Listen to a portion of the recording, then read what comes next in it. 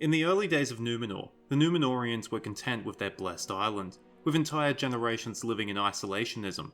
But as the Second Age progressed, the Númenóreans became increasingly interested in Middle-earth. Their temporary harbours became permanent colonies, and their explorers arrived no longer as teachers and guests, but as generals and overlords. In this video, we explore the Númenórean colonisation of Middle-earth, from start to finish.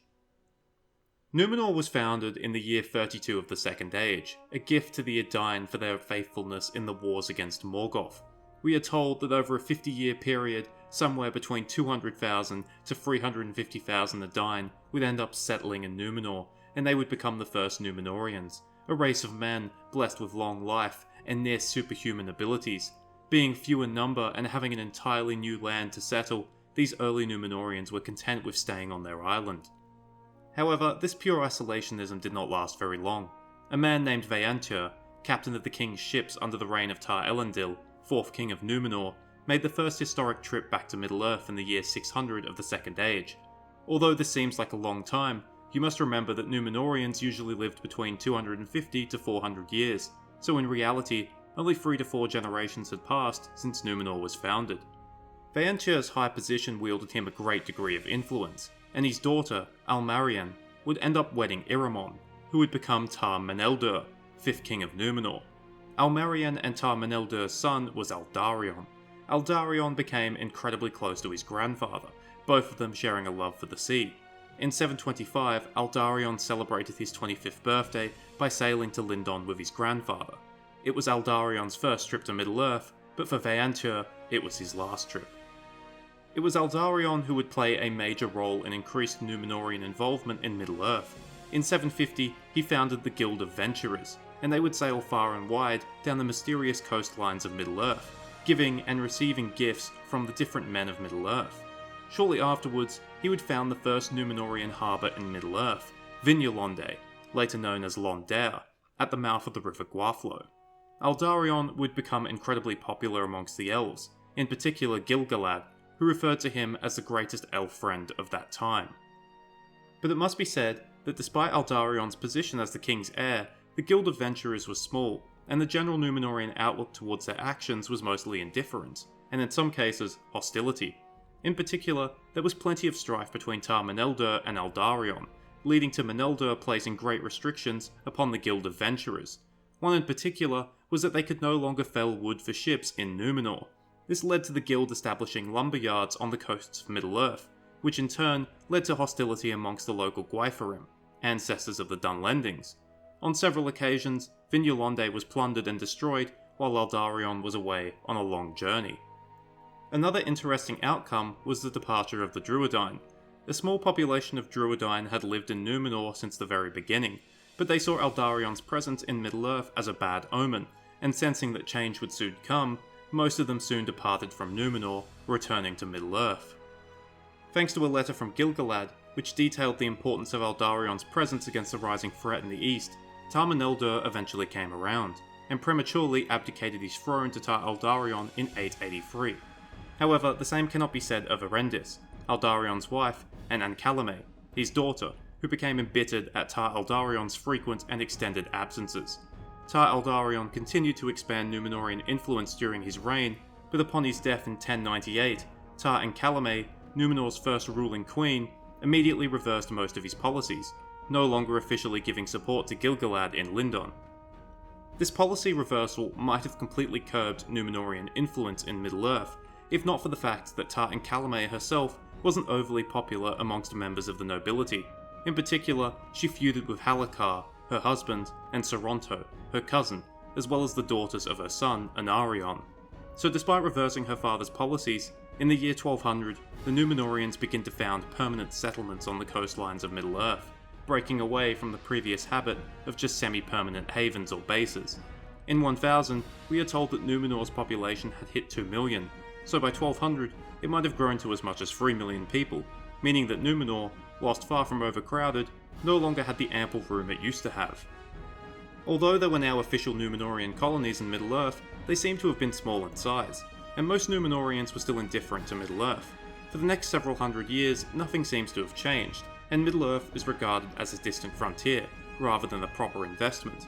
This is demonstrated in 1693, when the War of the Elves and Sauron begins. It takes several years for the Númenóreans to amass a fleet and an army capable of dealing with Sauron, and their ports, such as Londare, despite being in close proximity to Sauron's invasion, are seemingly remote and unimportant enough to avoid destruction. But Númenor's involvement in the War of the Elves and Sauron causes great changes throughout Númenorian society. When the Númenóreans crush Sauron at the Battle of the Gwathlo in 1700, it demonstrates their power, and many Númenorians begin to look towards Middle-earth as a land of great potential. With both Sauron and Gil-galad suffering major losses in the aforementioned war, there is a power vacuum waiting to be filled, and the recently militarized Númenorians were in the best position to take advantage of that. This occurs during the last years of the reign of Tar-Tel-Perian, Númenor's second ruling queen. Her son, Tar-Minastir, was the victorious general who crushed Sauron, and under his reign, beginning in 1731, Númenor begins to expand its power in Middle-earth. Much of this expansion was focused in the south, but it also occurred in the Westlands. This included settling in the previously devastated lands of Eriador, where the local populations had been greatly diminished. During this time, a family related to the Lords of Andúnier would settle in Belfalas, and they would eventually become the House of Dol Amroth. Tar-Minastir was still considered to be a good king, and although he was jealous of the elves, he still loved them, and like many of the kings before him, his attention was still held by the West. The same cannot be said for his son, Tar-Kiryatan, who took the throne in 1869. When Númenor crushed Sauron, Kiryatan was 66 years old, still quite young for a Númenorian. Thus it's possible that this conflict left quite the impression on the future king and other younger Númenorians. He did not share his father's love of the West, and instead, his attention was focused on the Great Lands to the east and south. Like Aldarion, Kiryatan was a great sailor, but unlike Aldarion, he did not venture to Middle-earth to teach and explore, but to exploit and oppress. He was militaristic, and built a fleet of royal ships that would sail the coasts of Middle-earth, exacting heavy tribute, often precious metals and gems, from the indigenous men. His son, Tar-Atanamir, known often as the Great or the Unwilling, took the throne in 2029, and continued his father's policies of greed and oppression. He was also the first to speak out against the ban of the Valar, and under his leadership, relations with the elves began to deteriorate. His son, Tar-Ankh-Kalimon, took this a step further, and he and his loyal followers began to forsake the elven languages altogether. It was under Tar-Ankh-Kalimon's reign when a major rift formed in Númenorian society, causing it to split into two groups, the King's Men and the Faithful. The King's Men were the Loyalists, and by far the larger group, whereas the Faithful were the Traditionalists, smaller in number, and their unofficial leaders were the Lords of Andúnier. This split in Númenorian society was reflected in Númenor's colonies. The King's Men preferred to settle south of the Anduin, and in 2280, Umbar was established as their northernmost fortress. The Faithful preferred to settle north of the Anduin, to be closer to the elves, and in 2350 they established Pelargir as their chief haven. The King's Men oppressed and exploited the local men, whereas the Faithful attempted to establish relations with them. In saying that, the Faithful were still guilty of treating some local populations poorly, especially those they perceived as worshipping Sauron, whether that was accurate or not. In this way, the groundwork was set for the future nations of Arnor and Gondor, as well as the future Black Númenorian realms to the south. Another interesting occurrence during the reign of Tar-Ankh-Kalimon is the appearance of the Nazgul, who first appear in 2251. 3 of these, likely including the Witch King, were actually Númenorians. Given the description of the Nazgul, it's possible that these 3 were governors or generals, or perhaps even rebellious princes, carving out semi-autonomous realms in the name of Númenor or themselves, from which point they were given a ring of power and ensnared by Sauron. This might suggest that Númenor's power was no longer as centralized, and that powerful nobles could fund their own expeditions, basically acting somewhat like conquistadors. As the Second Age continued, Númenorian power in Middle-earth would continue to increase, even as their lifespan and wisdom bestowed upon them by the Valar started to decrease thanks to the shadow that had fallen upon them. Little of the specifics are known from the death of Tar-Ankh-Kalimon in 2386 and the ascension of Ar-Adunakor in 2899. In the Tale of Tal Elmar, which might have been set sometime during this period, we know that the native men of Middle-earth were utterly terrified of the Númenorians, and had little to no distinction between the Faithful and the King's Men. In fact, being caught on the shores when Númenorian ships arrived was seen as certain death. Speaking of the Faithful, they began to flee to Middle-earth in greater numbers starting with the reign of Ar-Adunakor, the 20th King of Númenor. He banned the teaching of all elven languages, and with that, elves came to Númenor only in small numbers and with great secrecy. Ar-Gamilzor, the 23rd King of Númenor, who took the throne in 3102, was even more oppressive. A real piece of shit, one might say. He outlawed any usage of elven languages whatsoever, and heavily punished anyone found welcoming elves to Numenor. He forcibly removed the faithful from their primary city of Andunier to the eastern port of Ravenna to limit any contact they might have with the elves. This resulted in a mass exodus of faithful to Middle-earth, and by this point, it might be easily assumed that there were more faithful in Middle-earth than there were in Numenor itself. At this point, Numenor had become overcrowded, boasting a population as high as 15 million people. The controversial reign of Tar Palantir from 3177 to 3255 gave the faithful some reprieve, but it was not enough to alter the general course of Numenor. Upon Palantir's death in 3255, Ar-Pharazôn, his nephew, usurped the throne from Palantir's daughter, who would have become Tar Miriel. Pharazôn was charismatic, a capable leader, and incredibly generous to his followers, giving away gold he had plundered during his campaigns in Middle-earth. It was during Ar-Pharazôn's reign when Sauron got uppity again, and started attacking Númenórean coastal cities. Pharazôn was having none of this, and in 3261 he landed at Umbar with a massive army, so powerful that Sauron's servants fled, leaving their master to be captured. What follows is the well-known tale of the Akallabeth. Using the One Ring, Sauron corrupted the Númenóreans even further. They would take slaves and begin human sacrifice, and their fear of death would heighten, leading to them attacking Valinor, which led to Ilúvatar sinking Númenor beneath the waves. Of course, the loss of Númenor did not lead to the loss of Númenor's vast and powerful colonies. Elendilini's sons, the descendants of the last Lord of Andúnier, landed in the westlands of Middle-earth, where they would found the nations of Gondor and Arnor, where possibly millions of faithful already lived.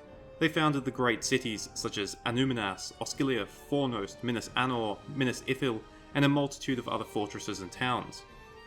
Arnor, the least populous of the two nations, would fall into a steady decline in the early years of the Third Age. Annúminas would be abandoned, and the realm would split into three successor states: Arthedain, Cardolan, and Rhudaur. One by one, due to one method or another, these realms would be destroyed by Angmar, ruled by the Witch King. In 1974, Arthedain would be destroyed, and the wandering Dunedain Rangers would be the legacy of Númenor's once vast colonies in the northern regions of the Westlands.